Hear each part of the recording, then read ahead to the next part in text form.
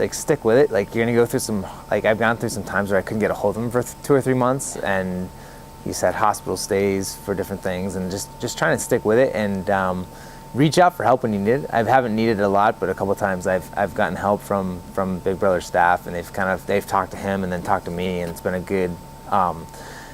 When I've had issues like that, they've been really helpful. So reach out, I would say, and definitely ask for help. Be a really active listener, because your little will teach you things that you could never have imagined about life and about yourself and about the joy that can happen in a relationship between an adult and a young person.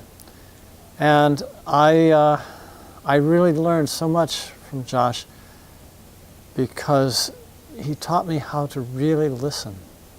I would say a really good tip would be just to be yourself and to do things that you enjoy and act yourself. And I was kind of feeling out what it was like to be a big brother, and I thought it was at first to be a role model and to do everything right and say all the right things all the time.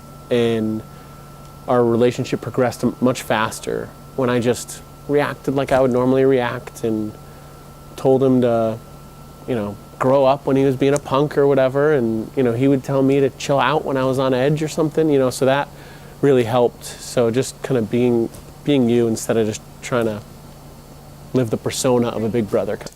Don't let silence be a burden. They all start out quiet. Anthony probably took him 2-3 years. We would drive 2 hours to my sister, and we might have a 15-minute conversation, but you can't let that distract you or discourage you. Sooner or later, they're gonna open up, but silence, just don't let it, be a burden.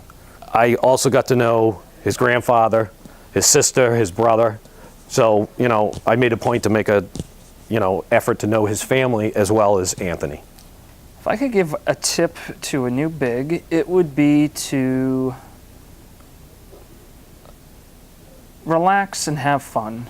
And no matter what age your little is, Kyle happened to be 13 when we got matched, so it was a very special time to try and, come into his life when he was just starting to shut off from adults. And so I think just, again, trying to not be an authoritarian, not take control, and just try and be a friend and be someone to hang out with and be a positive influence through your own actions as opposed to trying to, convince them to do certain things by force. What's my one tip is,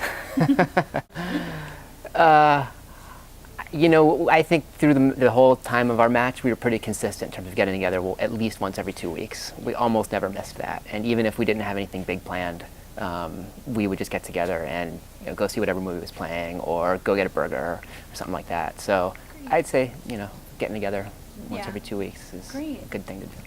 One thing I always did was I always went over to the house to pick George up. We live pretty close together, so we could meet, he could walk over to my house kind of thing. But I always went in, went up, said hi to his mom before, we did things. And I think that helped kind of build trust and build a relationship between me and his family and his mom.